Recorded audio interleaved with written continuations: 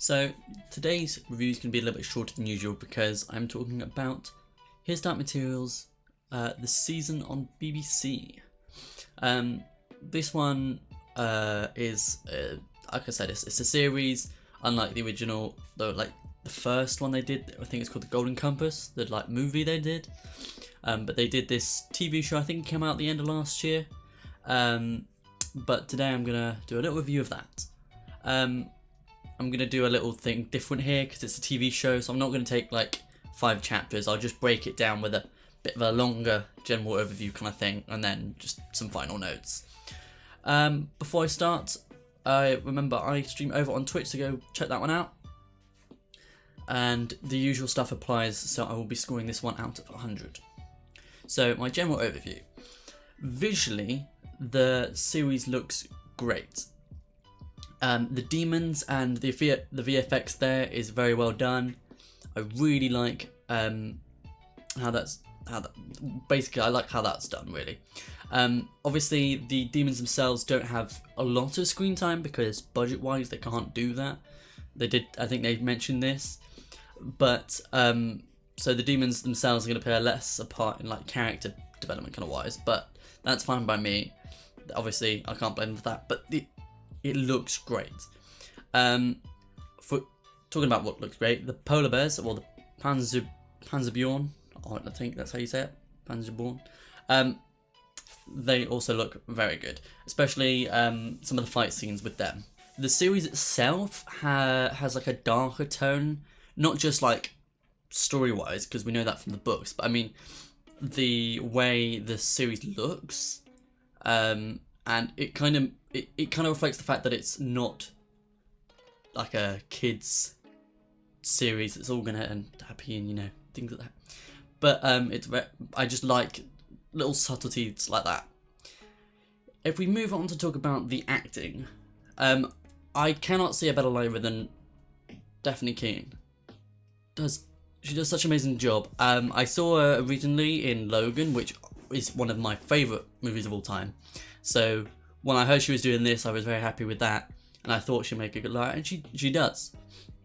But one of the standout performances I'd have to say is Ruth Wilson as Miss Coulter, because she's just amazing. I've seen her before in Luther.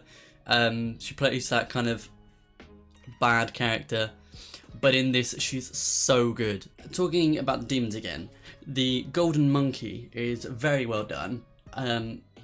They've gone for a different look here in terms of, I think it's a different species of monkey in terms of what's described in the book, but it looks really well done, and so I can't fault them for that.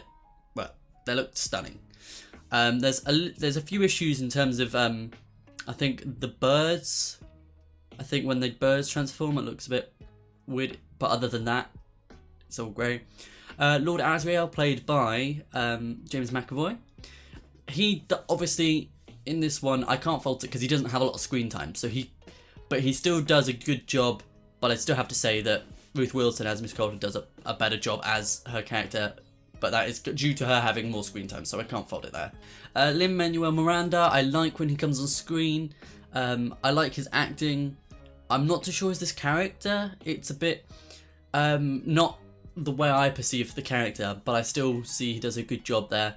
They do a different thing than the previous, like the movie they made, where they had, I think it was Daniel Craig in the role, so a bit more of a tougher kind of character. But still, I like the kind of different way they went with that, with Lee Scoresby in this, and I would like to see where this goes. In terms of translating the novel to the screen, I feel they did a good job of not trying to shy away from certain things, such as, like, I can't remember what happened at the end of the film they did. I watched it once and kind of gave up with it because I didn't really like it. But with this one, they show the final scenes. I can't really go into much detail without spoiling it, but they aren't afraid to shy away from that and like dip out of that. So it kind of shows that it is a more adult show rather than just it's not specifically a kid show that adults aren't going to enjoy, basically. Because just as it has child protagonists. It's not like made for kids. Okay, so they do something different with the ending here. I can't really go into too much details without giving some spoilers, but I'll do my best to kind of go around that. So with the end of this book, I think there's the last 3 episodes which are key here. I think in the last episode it's not too much until the very end, but in the last 2 it does something which I really like and I kind of prefer than what the books did in terms of it. Obviously it benefits from being a visual form rather than the books, because I feel like the books wouldn't be able to do it that well. But basically what happens is the intro scenes to the second book are kind of merged in with the ending of this one, which the way it's done in the books is like every so often it'll be like, oh yeah, this happened, you kind of learn a little bit as throughout the first chapter. Whereas what this one does is, as the ending plays out for Lyra, it introduces this other character and has the events that happen with him run alongside until the ending where they both kind of do a similar thing. And that's the best way I can kind of give it without giving too much spoilers.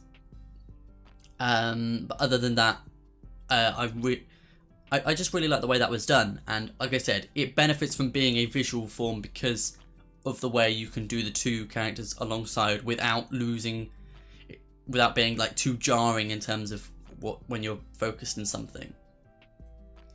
I like how they're not afraid to kind of steer away from some of the themes, because I felt the movie did this.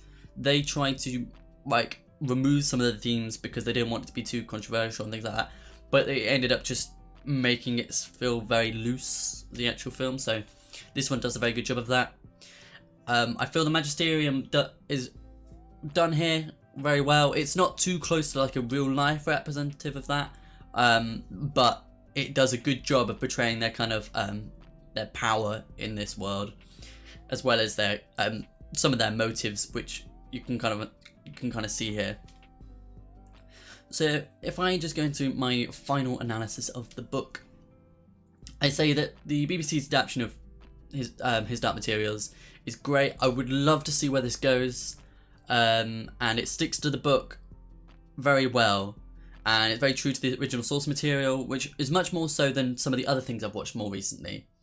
But other than that, it actually retains a very equal score on Rotten Tomatoes, which is surprising because I know that can be quite controversial with things like that, but I think it's sat up there at like 80-81%. I'll leave something on screen so you can see it. But I'd say it's very deserving of this, and I'd have to give this one a score of 80 out of 100.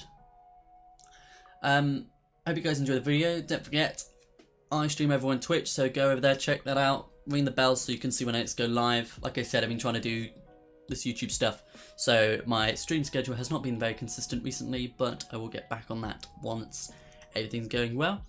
If you'd like to speak to me or any others about the books or anything else, we've got the Discord link. I'll leave that down below. And if you'd like to support me and the channel, the Amazon link for the series will be down there if you'd like to buy it. I think you can find it elsewhere, but if you buy it, or if you use any of my Amazon links that I leave down below the videos, what will happen is you'll buy the item and I'll get a bit of the proceeds, and that will help support the channel. So thank you if you guys do that. If you want to let me know any other videos you want to see in the future, I've got the comment section down below. And I think over on this side there'll be a video recommended by YouTube's algorithm, and other than that there'll be a subscribe channel link down below. So thank you for watching, and I'll see you guys in the next video. Goodbye.